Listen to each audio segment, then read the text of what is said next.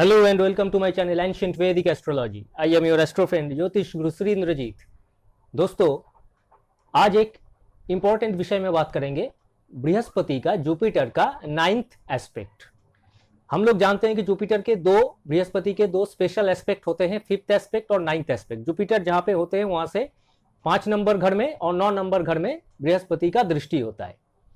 अब आज का विषय है जुपिटर का 9th एस्पेक्ट। 5th एस्पेक्ट किसी और दिन डिस्कस करेंगे। हम लोग क्या जानते हैं, ये जो 9th हाउस होता है ये धर्म और रिलीजियन के साथ जुड़ा है। 9th हाउस फादर का है। फादर क्या करते हैं, पिता क्या करते हैं, अपने बच्चों को सही रास्ते पे लेके आते हैं। सबसे पहले समझा के, अगर नहीं समझता है तो डांट के, मार के, यानी किसी तरह से अपने बच्चों को सही परवरिश करने में मदद करते हैं और उनको सही रास्ता दिखाते हैं। ये फादर का काम है। तो जुपिटर का जो 9th एस्पेक्ट होता है बृहस्पति का, जुपिटर अपने पोजीशन से 9 नंबर घर में, जो भी घर होगा वो आपके कुंडली के हिसाब से, उस घर में बृहस्पति का ये जो 9th एस्पेक्ट होगा उसका रोल भी कुछ ऐसा ही होगा। धर्म और रिलीजियन रिलेटेड, यानी उस घर के संबंधित कोई भी गलत काम करने से बृहस्पति का ये 9th एस्पेक्ट आपको रोकता है। एक एग्जांपल के तौर पे समझ लेते हैं। किसी भी आदमी का जुपिटर 3rd हाउस में है, जुपिटर 3rd हाउस में है, उसके लग्न कुंडली में जुपिटर 3रे घर में 3rd हाउस में है, तो जुपिटर का 9th एस्पेक्ट कहां पड़ेगा? 3, 3rd हाउस को नंबर 1 मानेंगे। 3, 4, 5, 6, 7, 8, 9, 10, 11। तो जुपिटर का 9th एस्पेक्ट 11 घर में यानी 11th हाउस पे पड़ेगा उस आदमी के कुंडली में। 11th हाउस गेन या प्रॉफिट का होता है। आदमी जो कमाता है उसको जो प्रॉफिट होता है, फायदा होता है, वो 11th हाउस है। 11th हाउस फ्रेंडशिप का भी है। तो जुपिटर का ये 9th एस्पेक्ट 11th हाउस में जा रहा है, यानी उस आदमी को जिंदगी में गलत तरीके से पैसे कमाने का मौका नहीं मिलेगा, या कोई भी प्रॉफिट मार्जिन जो भी उसको जिंदगी में मिलेगा वो गलत तरीके से उसको नहीं मिलेगा, उसको सही रास्ते में कमाना पड़ेगा। वैसे भी जुपिटर जब 3rd हाउस में होता है तो इंसान का एम्बिशन कम हो जाता है, महत्वाकांक्षा उच्चाकांक्षा कम हो जाता है, एम्बिशन कम हो जाता है। तो ऐसे लोगों को देखा जाता है, जुपिटर का 9th एस्पेक्ट 11th में जा रहा है तो ये लोग किसी भी तरीके से मुझे प्रॉफिट चाहिए ऐसा मेंटालिटी के नहीं होते हैं। जुपिटर किसी का 4थे घर में है, 4th हाउस में है, तो उस कुंडली में जुपिटर का 9th एस्पेक्ट 9वां दृष्टि कहां पे पड़ेगा? द्वादश घर में, व्यय के घर में।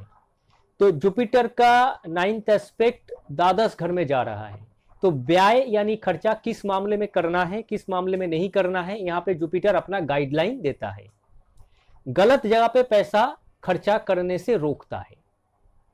जहां पे जरूरत है उसके हिसाब से खर्चा होगा, जहां पे जरूरत नहीं है फालतू का खर्चा नहीं होगा। कुछ लोग गलत जगह में फालतू का पैसा अपने ऐशो आराम के लिए, कुछ गलत तरीके के लिए खर्चा कर लेते हैं। इन लोगों को जुपिटर ऐसा नहीं करने देगा। जुपिटर अगर किसी तरीके से शनि के साथ कनेक्टेड है तो उसमें कोई प्रॉब्लम नहीं होगी, लेकिन यही जुपिटर किसी का 4थे घर में है और द्वादश घर में उसका 9th एस्पेक्ट जा रहा है, उस जुपिटर के साथ राहु का कनेक्शन है। या तो जुपिटर राहु के साथ है या राहु जुपिटर को देख रहा है, दृष्टि डाल रहा है। अब ये आदमी दूसरों को दिखाने के लिए खर्चा करेगा कि देख मैं कितना धनी हूं, मेरे पास कितना पैसा है, आई एम रिच। ये दिखाने के लिए, दिखावट के लिए खर्चा करेगा। जुपिटर खराब हो गया, जुपिटर में राहु का दृष्टि आ गया, जुपिटर खराब हो गया। शनि का साथ कॉम्बिनेशन है तो कोई प्रॉब्लम नहीं है, राहु का साथ कॉम्बिनेशन है तो जुपिटर खराब हो गया। अब जुपिटर के जो फाइनल क्वालिटीज थे वो खराब हो गए। अब जुपिटर दूसरों को दिखाने के लिए फालतू का खर्चा भी करेगा, फालतू जगहों में खर्चा करेगा, लोगों को, ये अपने रिलेटिव्स को, अपने फ्रेंड्स को दिखाने के लिए कि मैं कितना धनी हूं। जुपिटर किसी के 2nd हाउस में है तो उसका जो 9th एस्पेक्ट वो 10th हाउस में जाएगा, 10th घर में। वैसे तो 10th हाउस में बृहस्पति का दृष्टि है तो आदमी या तो टीचिंग लाइन में अच्छा करता है एस्ट्रोलॉजी में अच्छा करता है, कंसल्टेंसी में अच्छा करता है, अच्छा डॉक्टर भी बन सकता है, वो भी एक कंसल्टेंसी है। जुपिटर दूसरों को अच्छा एडवाइस दे सकता है, टीचर भी अपने स्टूडेंट्स को एडवाइस ही देता है, सिखाता है। जुपिटर गुरु है, तो जुपिटर जब भी 10th हाउस में दृष्टि डालेगा, ऐसे कामों में आपको या तो इंटरेस्ट रहेगी या आप इन कामों में सक्सेसफुल होंगे। तो जुपिटर 2nd हाउस में होंगे तो उसका 9th एस्पेक्ट 10th हाउस में जाएगा, कर्म के घर में जा रहा है, तो कर्म संबंधित गलत काम करने से रोकेगा। वहां पे फादर जैसा गाइडलाइन दे देगा कि ये करना है, ये नहीं करना है, कर्म संबंधित खराब काम नहीं करना है। प्रॉफिट अगर मिल भी रहा है तो जुपिटर उस काम को, अगर गलत है, सही रास्ते का काम नहीं है, तो जुपिटर वो करने से रोकेगा। ये है जुपिटर का 9th एस्पेक्ट का मतलब। वहां पे वो एक गाइडलाइन बना देता है, जैसे फादर जैसा।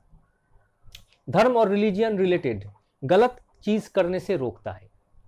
वैसे जुपिटर एक एजुकेशन सिस्टम है। जुपिटर आपके कुंडली में जिस भी राशि में है, अब राशि भी इंपॉर्टेंट है, कौन से राशि में है। राहु के साथ कॉम्बिनेशन है तो जुपिटर खराब हो गया। जुपिटर जब भी फायरी साइन में है, अग्नि तत्व वाले राशि है, मेष राशि, सिंह राशि, धनु राशि, ये सब फायरी साइन है, अग्नि राशि। यहाँ पे जुपिटर क्या होता है, जुपिटर आपको एजुकेशन दे रहा है, शिक्षा दे रहा है, वो गुरु का काम कर रहा है। ऐसे लोगों को वो शिक्षा प्राप्त होती है जो कभी कभी फंडामेंटलिस्ट नेचर में चला जाता है। फंडामेंटलिस्ट नेचर मतलब मेरी खुद की शिक्षा या मेरा जो सोच है, जो बिलीफ है, वो सबसे अच्छा है, बाकियों का सब गलत है।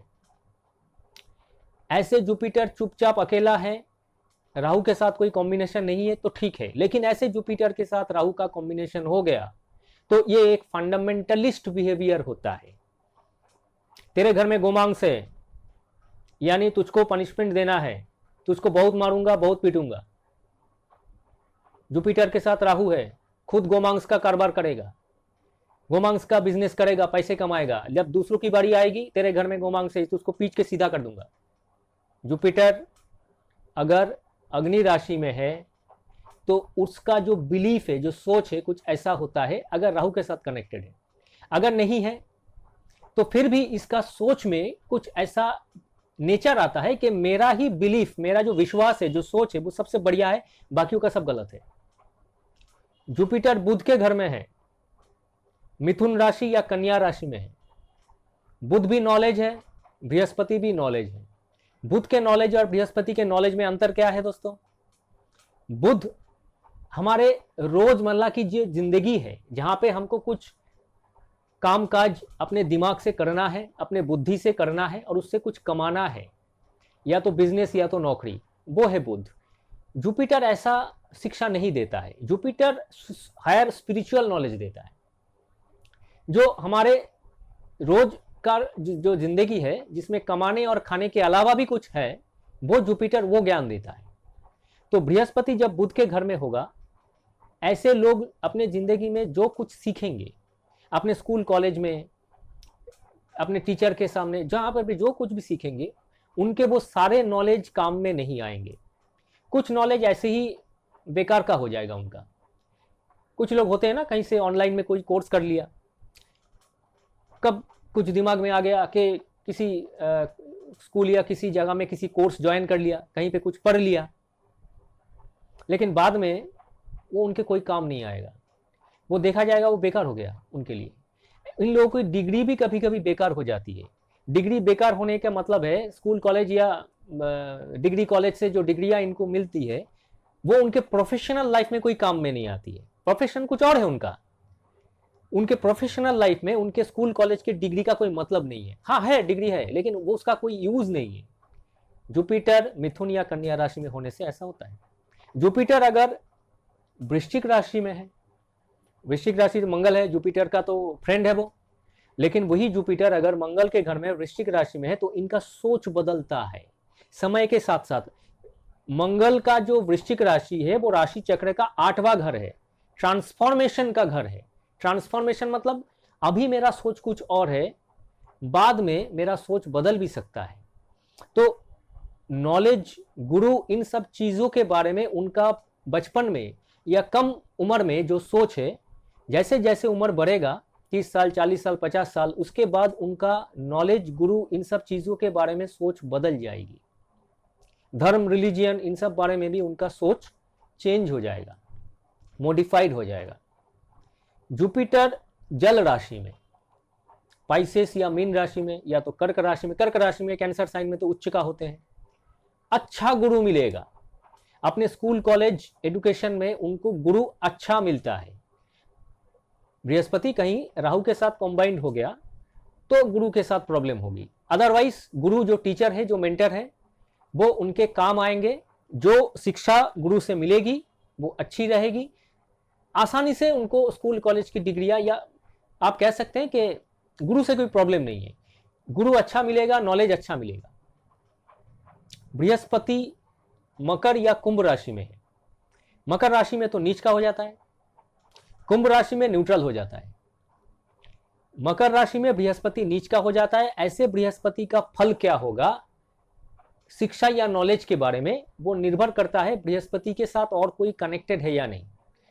मंगल है, चंद्रमा है, शुक्र है, बृहस्पति किसके साथ कनेक्टेड? बृहस्पति वहां नीच का हो गया, यानी उसका बेसिक जो क्वालिटी है, जो अच्छाइयां है नॉलेज देने के लिए, जीवात्मा, बृहस्पति जीवात्मा है, वो वहां पे नीच का हो गया है।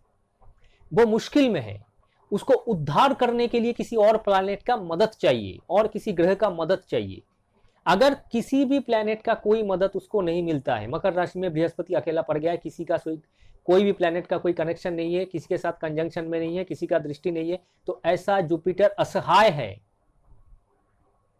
वो अकेला कुछ नहीं कर सकता।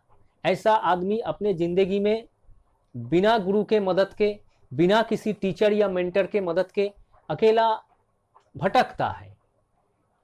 कौन सा चीज सीखना चाहिए, कौन सा कोर्स करना चाहिए, क्या पढ़ना चाहिए, उनको कुछ समझ में नहीं आता है।